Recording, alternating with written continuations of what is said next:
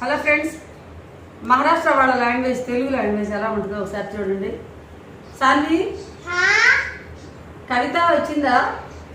కవిత దీది వచ్చింది లేదు. వచ్చింది లేదు, రాలేదు అనాలి. ఏమనాలి? కవిత దీది వచ్చింది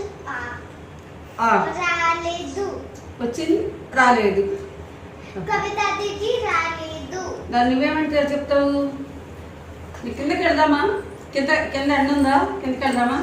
పార్క్కి కిందకి వెళ్దామా? కిందకి కిందకి వెళ్దామా? కిందకి ఎండ లేదు. కిందకి ఎండ లేదు. ఎండ లేదు. ఎండనేమంటావు? ఎండ. ఎండనేమంటావు? నీచే ధూప్. ధూప్ అంటే ఏదో చెప్పింది. నాకు హిందీ రాదు ఫ్రెండ్స్, నాకు హిందీ రాదు, తనకు తెలుగు రాదు. చూసారా ఎంత ఘోరంగా ఉంటుందో? అందుకనే ఏం చేయాలని చెప్పాను, భాషలు నేర్చుకోవాలి ఫ్రెండ్స్. తెలుగు టీచర్ తెలుగే నేర్చుకుంటానంటే కుదరదు. వాళ్ళు వచ్చి దేనా దేనా అంటుంటే వాళ్ళు ఏమంటున్నారో తెలియదు. నేను లేనా లేనా అంటున్నా. దేనా అంటే నేను వెళ్ళేమంటున్నానంటే ఆ చనా లేనా అంటున్నా. చనా లేనా అంటే ఏంటి మీకు తెలుసా? తెలిస్తే చెప్పండి ఫ్రెండ్స్, కామెంట్స్లో పెట్టండి. దేనాకి లేనాకి తేడా తెలియదు. మరి వాళ్ళు ఇంకేదో అన్నారు. ఈ పిల్లలతో కూడా చాలా ఇబ్బంది అవుతుంది. కాబట్టి హిందీ అన్నీ నేర్చుకోవాలి.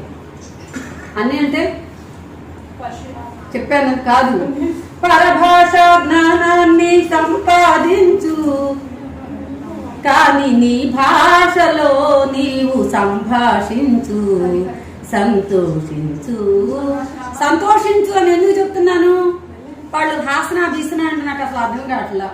అమ్మ నవ్వు అంటే నవ్వుతాం, కాబట్టి వాళ్ళకి హాసన అంటే నవ్వు అని వాళ్ళకి నవ్వు వస్తుంది, మనకి నవ్వు అంటే నవ్వు వస్తుంది. కాబట్టి హసన అంట, సారీ హసన అంట, క్షమించండి. చూసారా భాషలో ఎన్ని తప్పులు వస్తాయో? నేర్చుకోండి ఫ్రెండ్స్. చిన్నప్పటి నుంచి పిల్లలకి వీలైన వరకు భాషలు నేర్పించండి, తప్పేమి లేదు. ఎక్కువ భాషలు నేర్పించుకుంటే ఎక్కువ జ్ఞానమే వస్తుంది, కానీ తప్పేం కాదు. మన పివి నరసింహరావు గారు ఉన్నారు, మాజీ ప్రధానమంత్రి. 17 భాషల్లో పండితుడు అంటే ఊరికే ఆనా దేనా లేనా అంటమే కాదు, ఆయనకి కవిత్వం కూడా రాస్తాడు. అంత గొప్ప. కాబట్టి నేర్చుకోవాలని నా ప్రయత్నంగా, దానశీలం పాఠంలోనే ఇది ఒక భాగంగా అనుకోండి. టీచర్ ఎడ్యుకేషన్ మీన్స్ తెలుసుకోవటం, టు నో అని చెప్పారు ఒక ఫ్రెండ్. కాబట్టి ఏదైనా తెలుసుకోవటమే. భాష అనేది చాలా ముఖ్యం, ప్రాణం లాంటిది. ఉంటాను ఫ్రెండ్స్.